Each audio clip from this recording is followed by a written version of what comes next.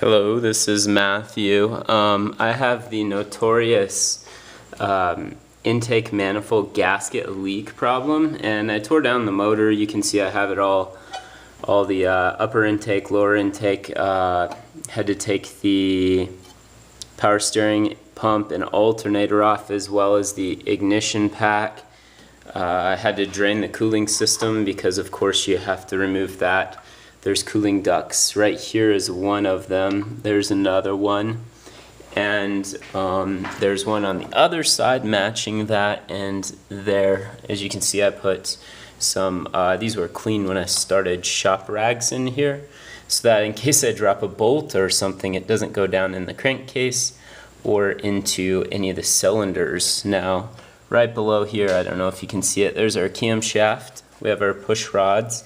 And there's a few things, there's a lot of videos on YouTube about this. I watched most of them just to get a good idea, despite I have taken this type of motor apart before. I wanted to have a really good idea of what I was getting into. Again, it's because it's been a while. And one thing I despise doing is tuning valves. So you notice I got all the push rods off, but I didn't loosen any of these nuts. If you loosen these nuts on the rocker arms, you have to retune the valves. And this is a fairly complicated valve train on this car. It's really, actually I'm very impressed by it. We have a roller rocker right here. We have canted valves. They're at an angle here, which is pretty wild. This is a really beefy valve train in here. In order to avoid retuning the valves, I got this tool. It's Lizelle 48300 part number, and it's just a lever arm. It's a lever arm that goes onto here like that, and then you can move the rocker arm up and remove the push rod without loosening the rocker arm itself and messing up your valve tuning. That's a very important thing I bought. It was 20 or 30, I can't remember how much it was, but it was well worth the money.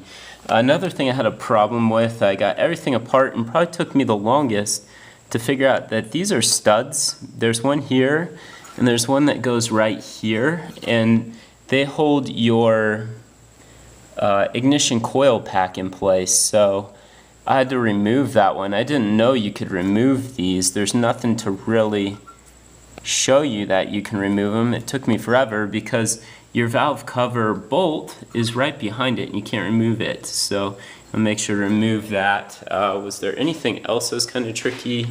I've run into this before, replacing a thermostat on one of these cars. For the, let me see if I can find the specific wrench.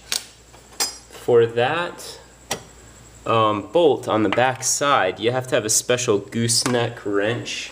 Let me see if I can find it. You're going to need to buy this, and I'll put a list of all these. You can see, here's the wrench. I just got this at Ace, but I'll give you a link you can download, or you can go buy this off the internet and not have to run anywhere. This is a 13 millimeter, which is the size you need. And if you look, the end is slightly bent down here on this side. That allows you to get back behind everything and pop that last bolt off. That was something I discovered a while ago. Is there anything else I can really think of? You'll need the standard tools, deep well sockets, metric. You'll also need a breaker bar and of course a driver here to turn your sockets. Let me think if there's anything else I can remember. This is just basically an extension off the videos I found on the internet. There are things they didn't say. One thing that I got here, nobody mentioned, this is, you can get these to clean your stove. Just a razor that comes out. That's how I clean these surfaces. And I actually was a little disappointed because I tore this down to realize somebody else had rebuilt this before, and my failure point was right here. I don't know if you can see, there's where they put the RTV, and it didn't hold. I didn't put it in well enough. It was just leaking my oil right out into here. Or perhaps it's just this. It's one of these two. I'm going to pop this out. This is if you had a distributor on one of the older models. We don't have distributors, so I'm going to pop that out and see if the O-ring has failed in it. But this is where my failure was at, and it's just leaking oil like mad.